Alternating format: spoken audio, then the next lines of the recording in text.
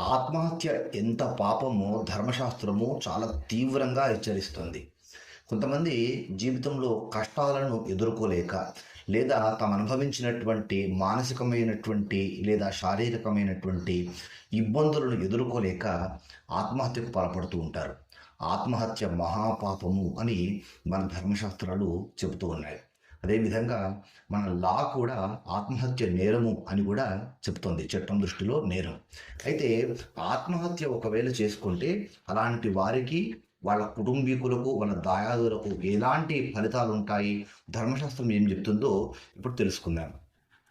పూయశోణిత సంపూర్ణే త్వందే తమసి మజ్జతి షష్ఠివర్ష సహస్రాణి నరకం ప్రతిపద్యతే నా శోచం నా ఉదకం నా అగ్నిం నా అశ్రుపాతం చ కారయేత్ ఓధారో అగ్ని ప్రదాతార పాశచ్ఛేదకరాస్తథా తప్త కృచ్ఛ్రేణ శుద్ధ్యంతి ఇత్యేవమాహ ప్రజాపతి అని పరాశర స్మృతి తెలియజేస్తుంది. అంటే ఈ శ్లోకం యొక్క అర్థాన్ని ఇప్పుడు నేను వివరిస్తాను. ఆత్మహత్య చేసుకున్నటువంటి వారు చీము నెత్తురుతో కూడి ఉన్నటువంటి అంధతా మిశ్రము అనేటువంటి మహానరకంలో 60,000 ఏండ్ల పాటు ఆ నరకంలో బాధలు అనుభవిస్తారు అని ధర్మశాస్త్రం హెచ్చరిస్తుంది. అంతేకాకుండా ఆత్మహత్య చేసుకున్నటువంటి వారి గురించి ఏడవకూడదు, అశ్రుపాతం, వాళ్ళ గురించి కన్నీరు కార్వకూడదు, వాళ్ళకు నా ఉదకం, వాళ్ళకు తర్పణాలు ఇవ్వకూడదు, నా అశౌచం, మైల కూడా పట్టకూడదు అని ధర్మశాస్త్రం చెప్తుంది.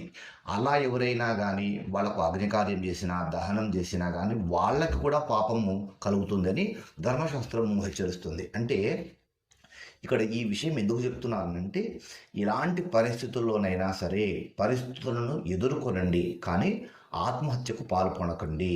ఈ భగవంతుడు మనకు ఈ శరీరాన్ని ఇచ్చాడు. ఉత్తమం మానుష జన్మ అని అంటారు. జంతువునాం నరజన్మ దుర్లభం అంటారు. 84 లక్షల జీవరాశుల్లో ఉత్తమమైనటువంటి జన్మ మానవ జన్మ. ఎంతో అదృష్టం చేసుకుంటే కానీ మనము ఈ మానవ జన్మను పొందలేము. కనుక ఇలా భగవంతుడు ఇచ్చినటువంటి ఈ మానవ జన్మను అది కష్టమైనా సుఖమైనా ఖచ్చితంగా మనం అనుభవించాలి. అనుభవం ద్వారానే కర్మ అనేటువంటిది తొలగిపోతుంది. కనుక ఎవరు కూడా ఏ కారణానికి కూడా ఆత్మహత్యకు పాల్పడకండి. మంచి రోజులు అనేటువంటివి ప్రతి ఒక్కరికి వస్తాయి. కనుక ఓపికతో ఉండడం అనేటువంటిది చాలా అవసరం. కనుక ఆత్మహత్యకు పాల్పడకండి.